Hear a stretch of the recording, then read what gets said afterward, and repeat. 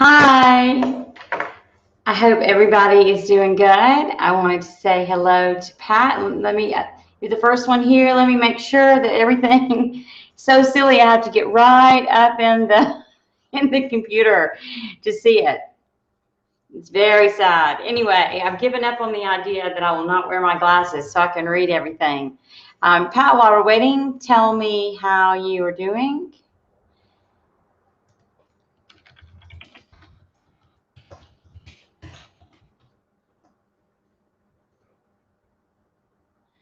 I have had a interesting day today.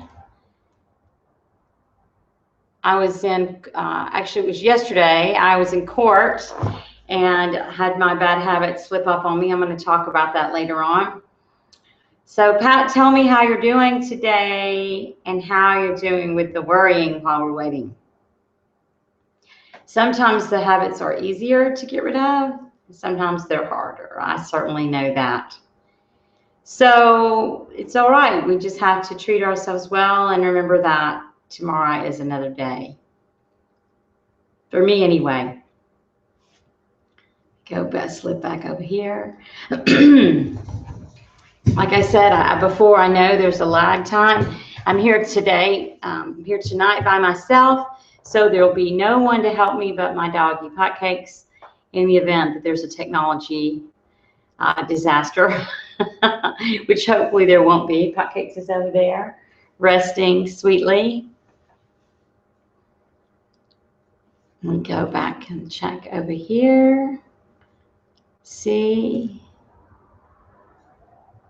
I've been learning the new features on, this actually is not the new Webinar Jam Studio, which I had hoped to have set up tonight. This is actually the old one. So I won't get to see if everybody's wearing clothes, which is a shame. Oh, I know, that is a hard one, but really, honestly, Pat, the ones about changing your thoughts, they are harder. You know, I asked everybody last week, I think it was last week you weren't, or the last time we were here and you weren't here.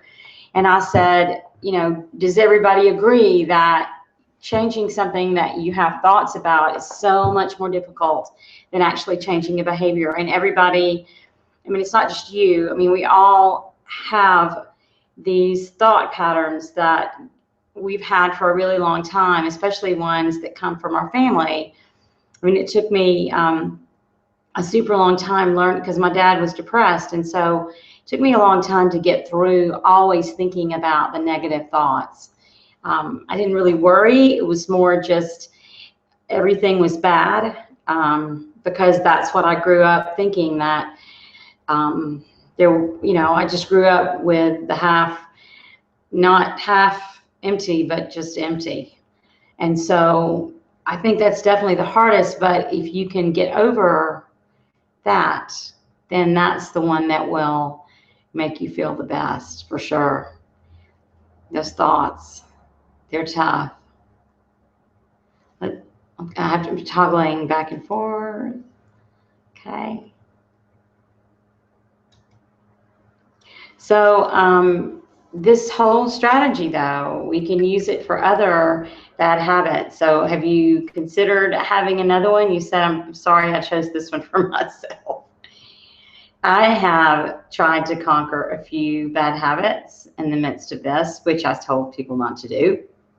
And I found that that by addressing my trigger, I hired someone to cook for me, and now the trigger of when I'm hungry and don't have anything to eat, I go for bad food. I've managed to get rid of that trigger.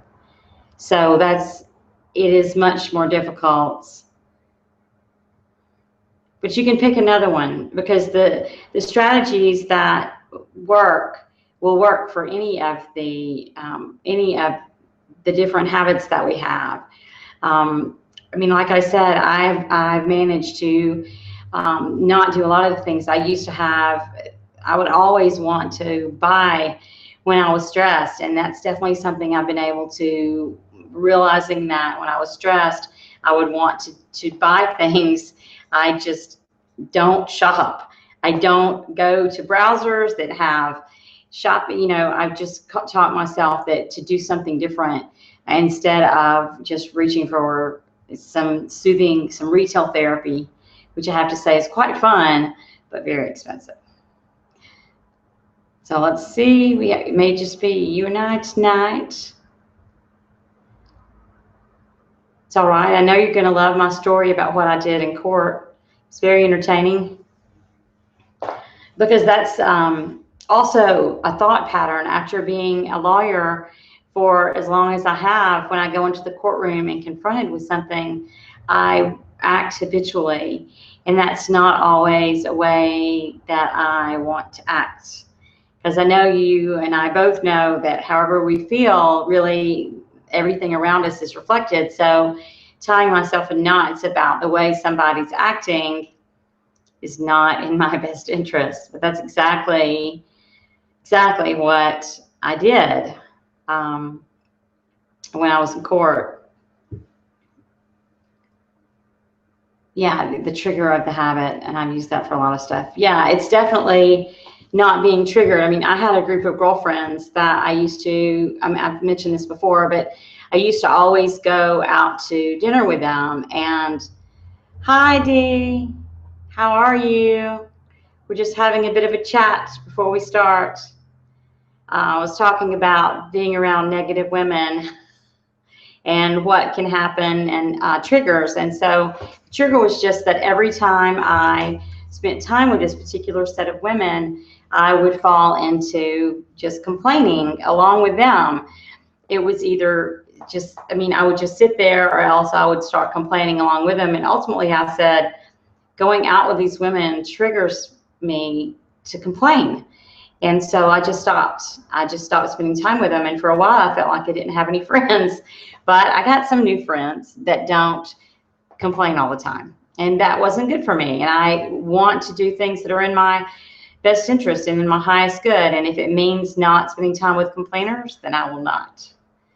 And so Dee, how are you? Oh, you're doing great. Good. I was telling Pat I'd hoped to use the new technology where I could see what everybody was wearing, but I did not get the right link sent out, or Carl didn't get the right link sent out. I can't do anything to him. No, he's not here tonight.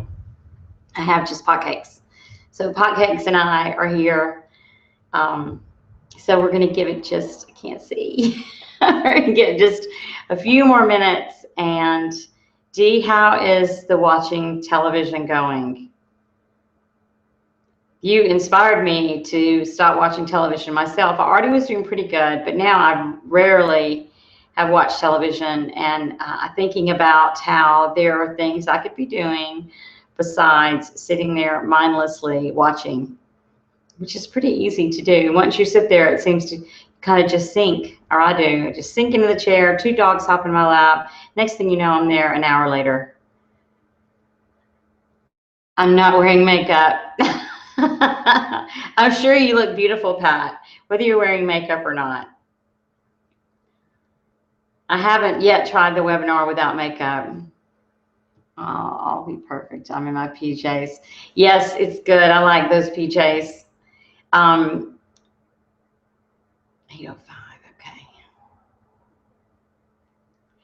And so what we're going to do basically tonight is just wrap up and talk about, the steps which we've talked about before, because I really don't want you to just use the information that we've gone over for this one habit or to give up.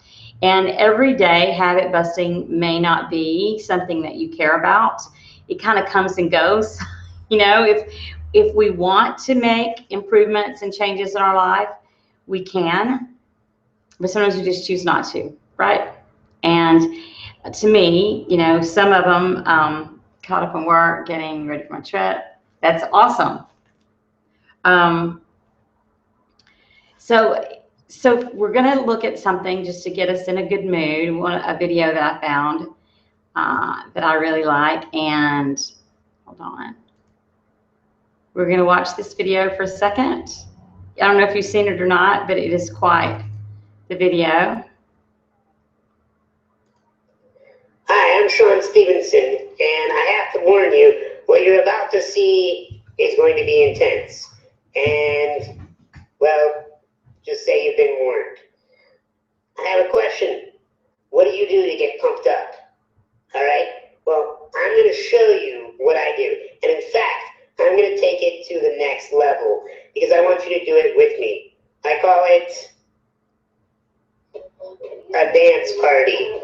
Yeah. So, it's going to start off really simple. Just shoulders right now. And you might think, what is he doing? Why is he doing this? Because it gets your body moving and it makes your spirit feel good. So we're moving the shoulders. And then we're going to start to get the arms inboard. Good. It's called a dance party. And we're going to take it up a notch in a moment.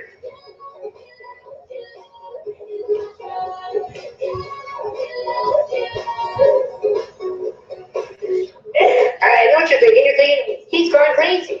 And I have. Because life is meant to be enjoyed.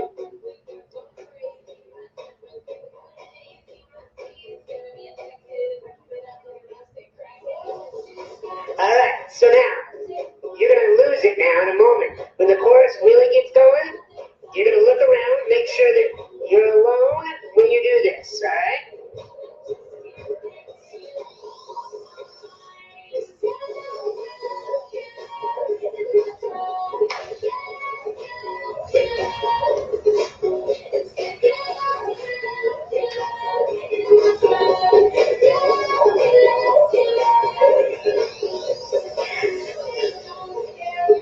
It's called a dance party. And you do it about 3 times a day. You just get your favorite song on and you get your move on. Because life is supposed to be silly, not so serious.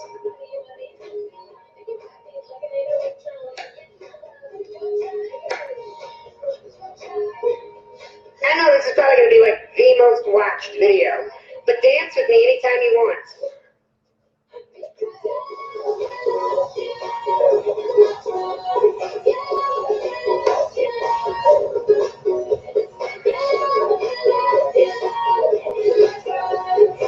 Are you dancing? Are you laughing at me?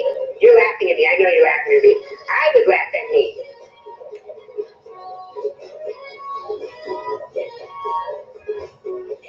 But you're going to watch this anytime you want to feel good.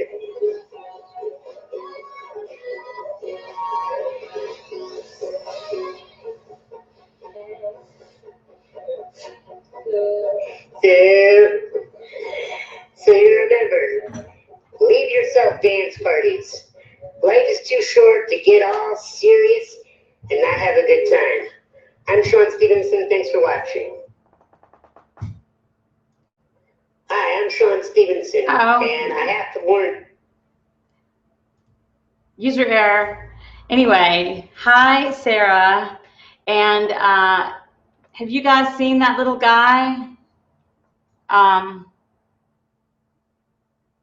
The screen is frozen. It's just my computer. I don't know. Is anybody else having some trouble seeing anything? I mean, it looks okay. Looks okay. It's not frozen from this end. Anybody else want to tell us if it's frozen? It's okay from here. Pat, I was dancing. Okay, I'm doing it. That's funny. I was definitely dancing with him. Pat, let us know if you can see okay.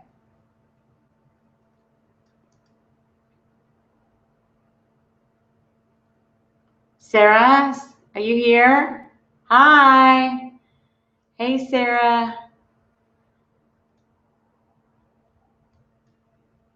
Okay, well, I'm hoping that I don't see any more from Pat. I'm hoping that she is going to find us again,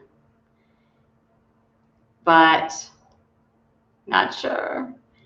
Okay, you're good. Awesome, D. Okay, Sarah says I'm good. Well, hopefully she's going to find us back.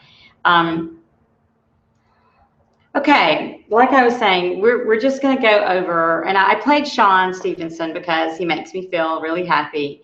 And I just want everybody here to acknowledge how you have taken those weeks to try to change something about yourself and hopefully have made some strides that have been something good for you, and that you are consciously creating a life that's better.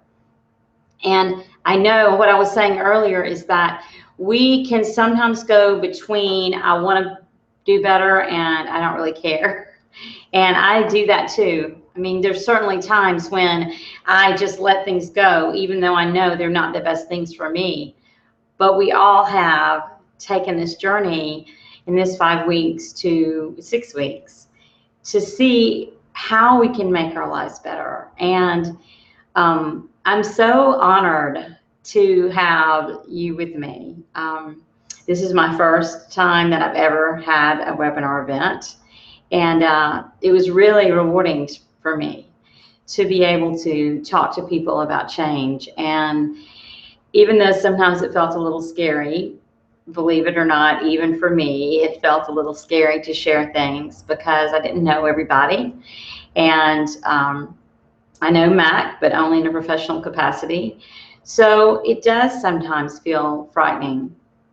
I was talking to someone a couple of days ago who applied for a scholarship in a program that I'm in, and kind of turned into a snowball.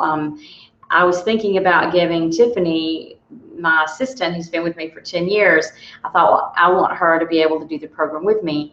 And it's $2,000 a year. It's like $200 a month. So I said, I'm going to sign up for Tiffany. And then when I told her, she said, well, I don't think I have time. I already have a couple of jobs, and I can just watch with you when you watch. And I said, okay, but I logged on the computer that day, and the very first message I saw was someone who had said, I want to start giving back. I'm willing to pay for one woman's first month. And then somebody else said, I'm willing to pay for one woman's first month. And then, of course, I jumped on and said, I'm willing to pay for one woman's first month. And before you know it, there were 4 of us, I think 4 or 5 of us, who were willing to contribute. And one of the women that applied was talking about domestic violence and how she had been hiding it. And she told us in that application to get the scholarship that how she had been abused by her husband, and how she had escaped him, and how she didn't have child support for her children, and how difficult it was, and that she really couldn't afford the $2,000 a month. And so she was asking for part of the scholarship. Well, I talked to her the other day, and she told me that since she posted that, which has been about 6 weeks ago, how much freer and lighter she's felt. So even though our secrets and our habits most of the time sometimes seem hard to share, sometimes it seems that we much prefer to keep them hidden away, even from ourselves, right? They have no more power over us when we are willing to share them, and we're willing to acknowledge them. And that's the first step. Remember, I mean, we first started with have some clarity about what the habit is that you have, and until you can really acknowledge it. And so when I talked to her, she was saying that she had been hiding it for so long, she didn't know another way. And I talked to her, of course, about it had become her habit to hide the fact that she was an abused woman. And she said she was protecting this man that abused her for many years. But now once she shared it in the group, she said she felt such lightness, and things have really, not just because of that, but energetically, things have really changed for her in the last 6 weeks. Her business is taking off, and she and her husband have just decided to move to South Africa. They're South African. And she credits it for finally being willing to stop hiding. Now, our habits may not be, they may not seem like habits, but any behavior that is keeping us from being our best self that we have begun to do automatically is in fact a habit. And so people tell me all the time the things they do, and I know now because I've done a lot of studying. Before I decided to do this webinar, I've read many books over many years about how to get rid of bad habits. And I learned that, everything can be a habit as long as it's perpetuated in our lives. So Pat and I were speaking about how those mental things, and I talked about this last week, those things that cause us to doubt ourselves and cause us to be in a place better than we know we deserve. Those are the things that are the hardest, because we spend so much time saying bad things to ourselves. Now, I was in trial, and I was going to tell this story because I found myself falling right back into a habit. I was sitting there trying to be calm. I really don't want to be the same lawyer that I was. And Dee and I talked about how they call me a bitch with lipstick or a pit bull with lipstick, and how that wasn't quite a good term for me, but that was why I was successful. And so I've tried to cultivate more calmness, because my habit used to be very angry. So when we go into the courtroom, I would have a lot of anger and a lot of just tightness, because it was basically going to fight. And that's what it is, right? When you go into a divorce court, you go into fight, because you've already passed the ability to work it out or to settle it. And so with that came, the feeling of anxiety and the feeling of kind of hostility and a feeling of anxiousness. And I don't know if any of you have had divorce trials or not, but whatever the energy is with the person that I'm sitting with, I take it all in, because I'm an empath. And so I sit there and feel their energy, and their energy is also not great. And so was in the trial, and I had been saying hello to people in the morning. I had been trying my best to maintain that feeling of I'm calm, I'm loving. And the way I do that when I go to court now is I go out of my way to speak to people and say nice things to them and compliment them and to talk about it. Before, I would go in with my head down, looking at my file, preparing, underlining, and seething in anger. Well, not really anger. It wasn't my anger, but just you're getting ready for your fight. And you have to be very strategic, and you have to be very on point in trial.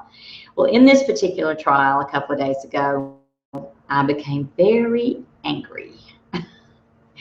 The guy was, and I posted about this in the We Share forum, but the guy was lying to me. And I found all of those familiar habits coming up. I was feeling, my chest felt tight and red. I felt hot, and I was pissed. I mean, I started kind of tapping my foot, shaking the papers, because he would not acknowledge that he owed past due child support, even though I know that he had owed $8,000 or so. And I know I was doing my job, and I know that I have every right to feel angry when somebody's lying to my face into the court. But do I want to feel that way? No. So that's my habit. My habit is to get angry and pissed off. And what if I could just observe the fact that he was lying? And what if I could just do my job without it making me feel like a mad woman? That definitely would be divorcing a bad habit. And most of the time I do a much better job than I did the other day, but I noticed it. And being aware of it, of course, is what we talked about. It's the first opportunity to say, I want to change this. I don't want to act like this anymore. And some of you know that my goal is not to be practicing law forever, because I'm pretty sure that my anger in the courtroom is one of the reasons that I'm so very successful as a divorce lawyer. But I also know that that doesn't make me feel good. So when you come back from a trial or from a situation that you've been in that causes you to feel angry and hostile, you're choosing that. You can choose different. So, we're not going to be meeting anymore, but I want you to think about, I'm going to give you just a minute, think about situations where you have that angry response. So we're looking for triggers right now, because I really want you to have something to take with you. I'm giving you the workbook, which you can use for any of your bad habits, but if we're not mindful and we don't know then we can't find that trigger. Had some other triggers that just to help you think of some. So if any of you have ever done internet dating, you know that it can be quite a challenge. So a trigger would be if somebody started chatting with me or talking to me, and then suddenly they were gone and they were ignoring me. I started thinking, they're talking to somebody else. They don't like me. I said something wrong. I'm not good enough. I'm not pretty enough. I'm not young enough. They don't want to go out with me. Who cares, right? But that would bother me so much. So that triggered me. When I was being ignored, it triggered feelings of low self-worth. Now, I don't know, because I haven't been internet dating, what I would do now. But I'm just trying to get you to think of some times or some things that you do, whether it's with colleagues or whether it's with family members or whether it's when you're dating or whether it's with your family or your spouse. How are you triggered? And it doesn't feel good. So I'm going to give you just a minute. Let me find some soothing tunes for us and try not to look at all of these messages that I can't answer. Hold on just a second. Digital media is very... Okay, here we go. Okay. When I come back, I want everybody to be able to tell me one situation, and I will see y'all in just a minute.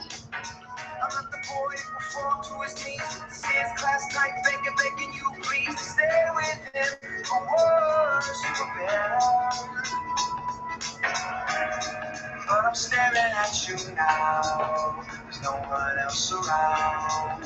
I'm thinking you're the girl for me. I'm just saying it's fine by me if you never leave, and we can live life forever. It's fine by me. In the past, I would try hard to commit to a girl, wouldn't get too far. It always somehow seemed to fall apart. But with you, I can see what I need. I could dream realistically and knew that this was different from the start.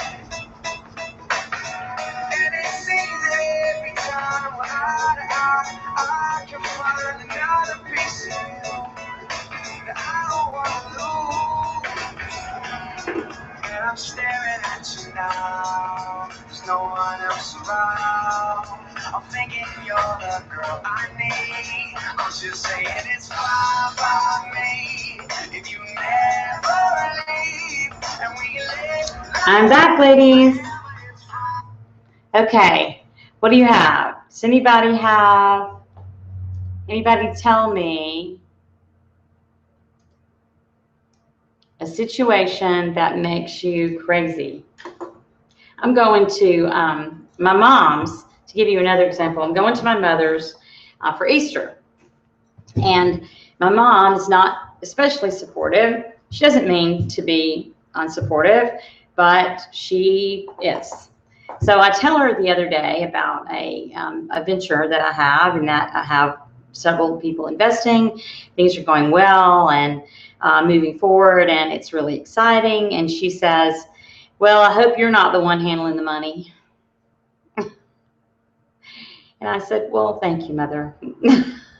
I'm not. But she has absolutely no faith in me. And I have to work on how I don't let that trigger me. Let's see what Sarah says. When my coworkers tell me I messed up something, I get very defensive and makes me feel inadequate at a job. And so it goes deeper than what they just said. I think it's exactly what I was talking about with the dating. When somebody says something to me, it's not that I care so much about their opinion or that they matter so much, but that it immediately goes back to me and my own feelings of I'm not good enough. So what can you do instead? I mean, I remember being a young lawyer, and there's a lawyer that I practice with a lot now, and when he would talk to me every single time. He was such an ass. See, I attempt to talk to my husband and he gets defensive and pissed off and attacks me verbally, even over insignificant issues. Okay, so Pat, what, sounds like he's the one that's triggered. So what is it that, what is your trigger around that? You get angry around that? Gets defensive and pissed off and attacks me verbally. So what is your trigger? If you,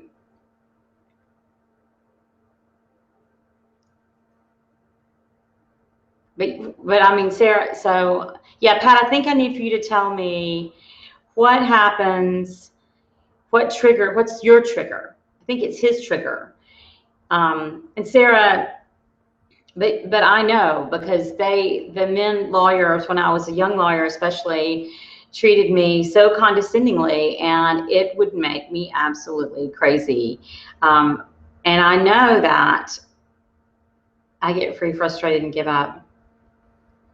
You give up talking to him. Because let's see, the trigger is he gets defensive and pissed off and attacks you verbally, and you give up. So your habit is not continuing to communicate with him. Okay. You know, I'm a divorce lawyer. So I'm like, wait a minute, you know. So maybe, Pat, it's almost like you have to go backwards. Like we talked about the whack-a-mole. There has to, his defensiveness is my trigger. There has to be a trigger. There's a trigger. There's something even before his defensiveness. But I mean, if someone doesn't listen to, if someone doesn't listen to you, you know, and you don't feel validated. I mean, that's why you feel, that's why you feel like giving up, right? Because you feel invalidated. So his defensiveness, I mean, I don't know what the first thing was, but his defensiveness is his problem. It's not your problem. So you can choose not to feel defeated. You can choose to acknowledge that it's his problem.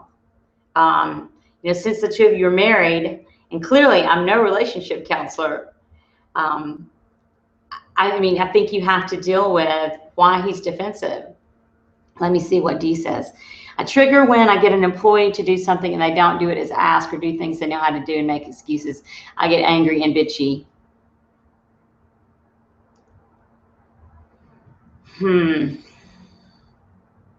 D, angry and bitchy. I cannot imagine. No, I'm kidding, I can. So I think that, you know, that happened today in a situation, not with me, but it happened today. I had a situation with a webinar that we're doing. Something was done incorrectly, and someone that I'm working with, I don't know if he's going to be watching or not, but he was very irritated. Now, I don't let mistakes that other people make really irritate me. Now, I get triggered with lying. So I think this goes back to that whole shadow work thing that we talked about, Dee, with Regina. What is it? There's some place, I mean, I certainly can't cover that in the next 30 minutes, but there's something that is the reason it's triggering you. Ask an employee to do something they don't know, get angry and bitchy. I mean, it almost sounds like that if they know how to do it and they're making excuses, they're just not good employees. Instead of getting angry and bitchy, perhaps if you could make some, unlike Pat, who might not just be able to fire her husband so easily, that you have systems in place and reviews in place. And if they continue to do those things, then you don't get angry and bitchy. You just say, that's it. You're gone. And you just know, I mean, I've been a business owner myself for, 20, 22, 23 years. And I've had that situation where people did that. And eventually, I would never get mad though. I would just fire people. I would just be like, finally, I'd had enough. And I'd be like, okay, bye. But if you can just have, I believe, I don't know, I believe that what that makes you feel is powerless, because you know that they know how to do it, and so it's not like you can train them. It's not like you can make them do better. And so you're feeling powerless. And in my opinion, it's not your job to fire them. No, you shouldn't have to be responsible. And certainly that is a trigger for you, right? You shouldn't have to be responsible for everybody. I agree. And I think that coming up with a system that, or even if you can't fire them, then if they don't do it, then you let them go. Then you say to whoever is above you that these people are not doing their job anymore. Right, for sure. And it's so, I mean, it can be really frustrating. I had a woman that worked for me, and I ultimately, I started drawing smiley faces or unsmiley faces every day that she came in and screwed up. I found out later that she was on drugs, and she killed herself around not even 6 months after I fired her. She'd been with me for about 7 years. But when people are not doing their job, you know, it's difficult. But I think, Dee, that you are getting angry because, yeah, right, I see it.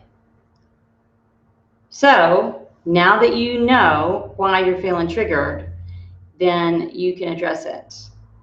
It's just about being mindful. And so Sarah said that she does affirmations now, and she doesn't let this get to her. I remain calm thanks to my daily affirmations. I don't let it bother me. We come back up to Pat, but I'm going to finish talking about Dee. So something you could do is you could also do affirmations around this, because I definitely think that this is coming from something that's not even, it's not about them. I mean, that's what, when we're triggered, it's always not about the thing that we think it is, because these people that are triggering us and making us crazy, they're not important, but they're making us feel something that's shitty, that's deep inside of us.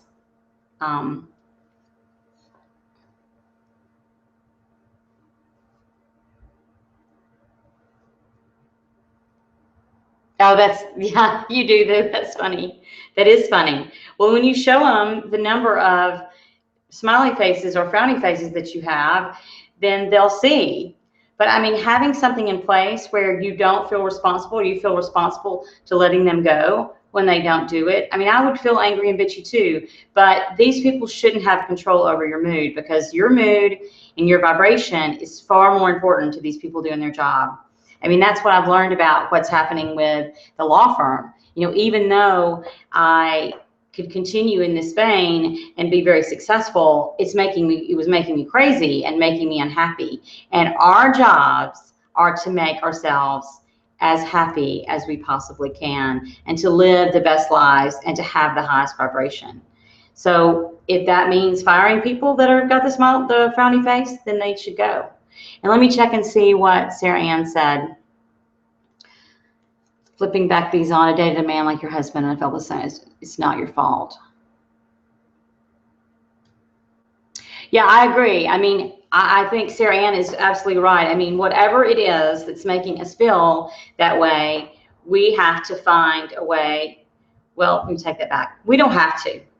We can continue to live in that way. We can react to them in the same way. That's our habit. Or we can decide that it's not worth feeling bad, and we can change it.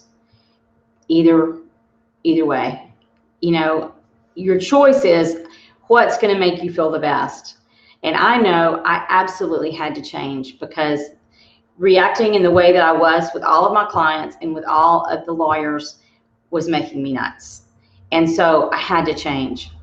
Now, as far as the affirmations, Pat, I think that maybe you should say, you know, that I am important. What I have to say matters. I matter. If that's how it makes you feel, because I think what it makes you feel is unimportant, and that's why you feel defeated, because you feel like what you have to say doesn't matter. And you know, like I said, I'm no relationship expert. 2 ex-husbands, and I have done multiple divorces. I can tell you about divorces for sure. Staying married, not as good at. But I know that that's part of it. And so another thing I was going to talk about tonight is being mindful. Now, one thing that I noticed in reading over everything that everybody said, one of the primary times that we all screw up on our bad habit is when we're feeling overwhelmed or we're having a lot of things go on. And so I just want to see if we're doing anything not respected, right? I'm a warrior, I'm raising, I'm loving, and I love you. I love you every day. That's good. Not respected. And Pat, have you told your husband that you don't feel respected? Or do you just let it go because you think it's not going to matter? Because it's also habitual. And do you want me to send him a letter on my letterhead? No, I'm just joking. Just kidding. I mean, I would say I definitely would address the pain point, address the thing that's making you feel bad. For me, going into the courtroom and saying, I'm calm, and say, I'm supported, I'm a good lawyer, I'm a winning lawyer, I'm prepared. All of those things help me. I definitely have done tons of affirmations and all the time. We've been together 30 years. So you talk to him about it all the time. So there's a reason, though, that you're still with him. So I guess I want you to feel like you're valued and like you are respected. So we can't change him. We can only change how you feel about the situation. And so ultimately, if you are going to stay married, and I suppose you are, then you have to start thinking how you can change the way you feel. He just puts it back on me. Dee, do you have anything to add? You're financially dependent on him?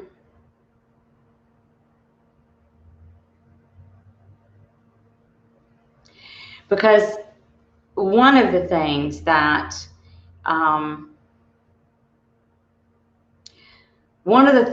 think may be happening, Pat, is that this situation that you're in makes you feel out of control, which leads you to worry.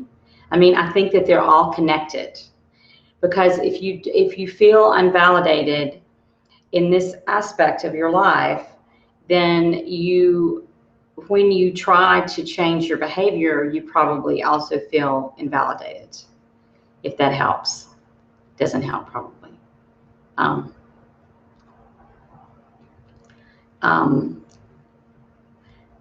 So I'm trying not to turn into a divorce lawyer, ladies. And I'm sending you love too. And if you ever want to talk about that, but I do think, Pat, that they're interconnected. I think that it's very interconnected, that you're feeling, because if you're in that vibration of not feeling respected and supported, then that's going to bleed into those other areas of your life. And so it is going to be harder to make changes. And so, I can't, obviously, it's funny at conferences. I've been to a couple of small groups with Mike, and several times people have said, I don't get the support that I need in my relationship. And Mike, says, I know, Dee, that was kind of a joke. You know how jokey I am. But so Mike always says that, we can only focus on ourselves. We just have to keep focusing on our own behavior and the life that we want, and that we can't control other people. And so I don't know if you put your energy on wishing that relationship would change, but if you just start putting all your energy on what you want, and also, we teach that you don't have to be financially dependent. You can create something of your own. We all can. We all can create amazing things. We just have to believe that. But You have to get in that vibration first. You have to get in the higher vibration to create whatever you want. So back to, let's see, back to being mindful.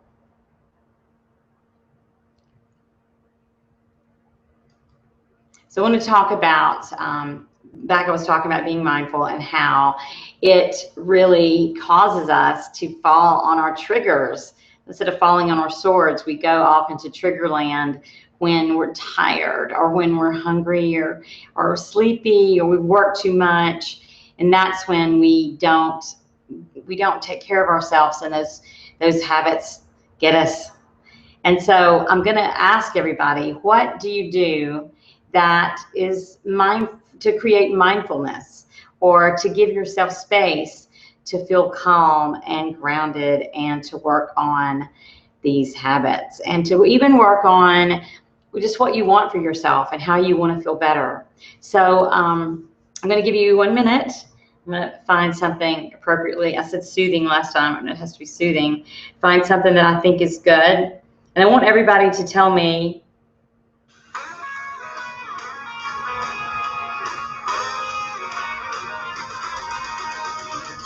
I forgot what I was doing. Okay. Everybody tell me what you can do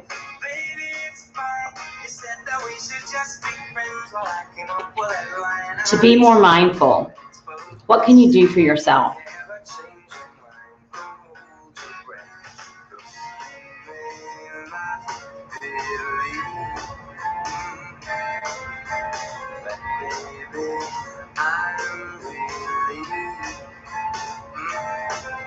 When you said goodbye, my whole world shined. Hey, hey, hey, it's a beautiful day, and I can't stop myself from smiling.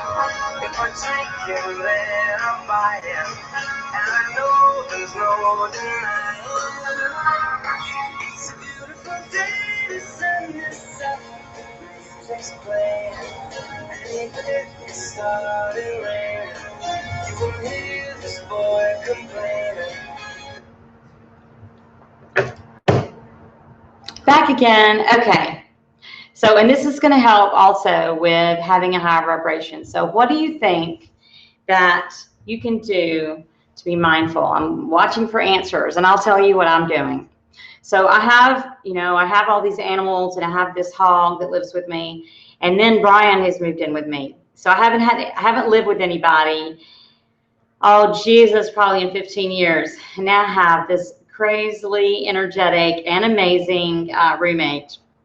Some of you may know Brian Glover. He is a ball of energy and fire.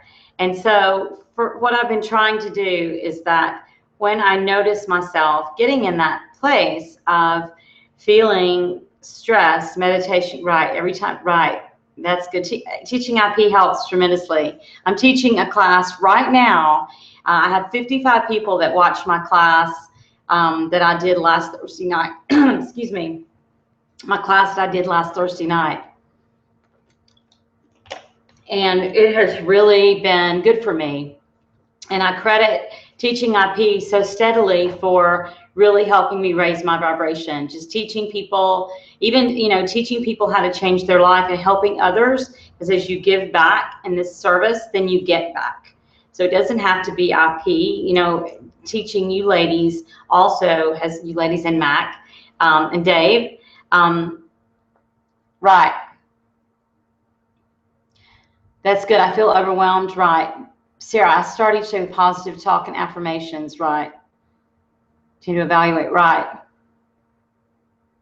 Yeah. So those are all, that's great. So what I do is I just go and lay down I just say, okay, I set a timer on the phone to get away from all the activity, as good as and fun as it is, just to go kind of and be inward and to kind of just let myself become mindful of how I'm feeling, because it's when we stop and we just go, go, go, which again is our habit. And so just by, stopping, I like Dee says, stepping back. Man, I just stepped right now on the bed. But usually with my dogs, sometimes if I'm at the office, I'll tell Tiffany, I'm just going to lay down. I know you're thinking the floor doesn't look that clean. And honestly, the dog, but it's okay, because sometimes I just need to quiet my mind just for a few minutes. And starting in the beginning of the day is great, but I find that overwhelm and triggered behavior happens all the time. And if I don't go into mindfulness, then I keep going into the trigger. Like the trial the other day. So when I used to come back from a trial, what I would do is I'd get on the phone with Tiffany and I would complain and relive it for the next 30 minutes, maybe longer, depending on how long the trial was. So instead of doing that, and so what does that do? Keeps me in the vibration of being pissed off and mad. And probably led to cheese, God only knows. So I stop myself and take that time out and take that time to just reevaluate. And then you can stop. We don't have to react that way. Maybe, Dee, you go in your office and shut the door before you get angry or as you begin to get angry. Those are all great.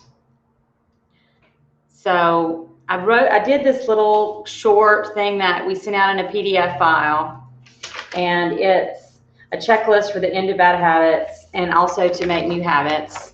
And this, all the things that I have compiled over the last 5 weeks, I did tons of reading and researching and on how to actually get rid of habits and how to gain new ones.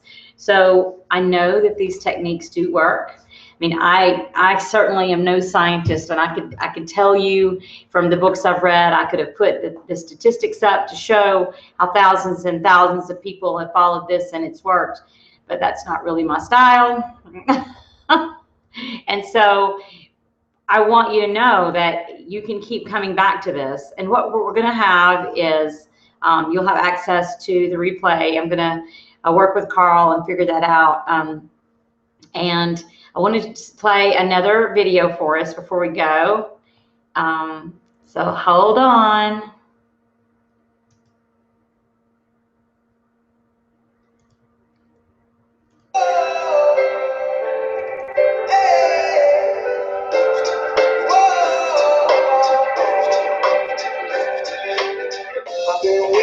Sunset, bills on my mindset, I can't deny it, getting higher than my income's breadcrumbs, I've been trying to survive, the glow that the sun gets right around sunset, helps me realize, this is just the journey, drop your worries, you are gonna turn out fine, oh, you turn out fine.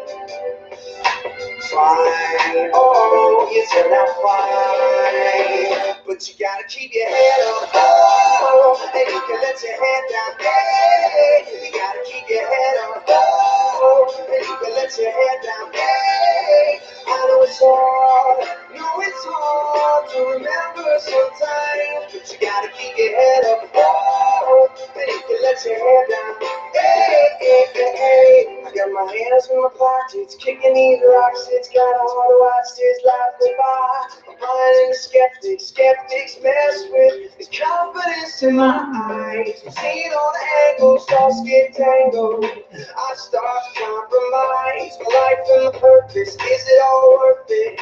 Am I gonna turn out fine? Oh, it turn out fine.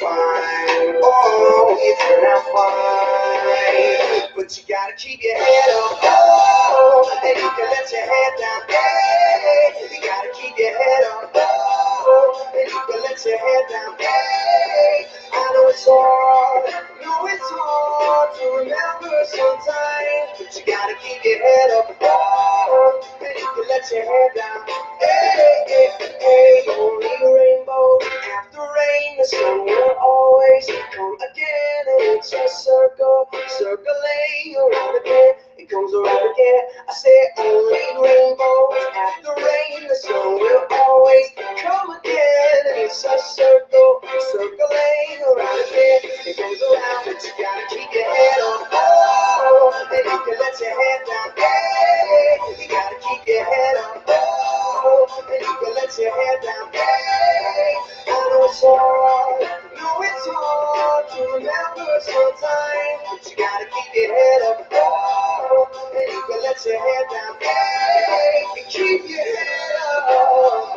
And you can let your head down. And keep your head up. And you can let your head down. And keep your head up. And you can let your head down. Say, oh,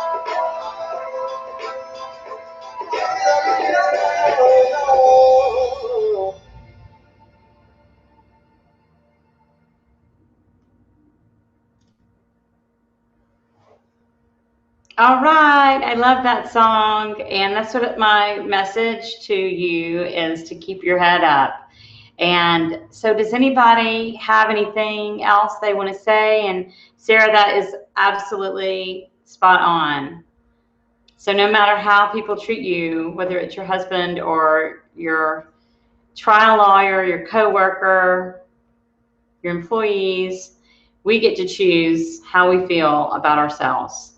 It's ultimately up to us, not up to them, how we feel.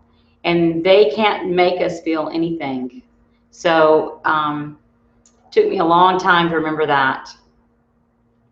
So is there anything anybody wants to share or anybody wants to say before we say goodbye? And ladies, I know that I will see all of you again soon. I will be seeing Dee and Sarah in Key West in just 4 months. Pat, we would love to see you there. And for all the other people that are watching the replay, thank you so much for being a part of Divorce Your Bad Habits. And I certainly hope that it has helped you. I'll be doing lots of new things in the near future, and I hope you will want to be part of it. For myself, I'm starting a new business venture called Project Positive Change, and I'm really excited about changing my own life in every way. You're welcome, Pat. Love you guys very much. I know it's a little shorter on time. Thank you, Sarah. And Dee, have fun on your trip. Y'all have a wonderful night. And I am going to go return to Brian. Good night, ladies. And if you have any questions and you want, need any help, then just let me know. Then I'm here for you. Have a good night.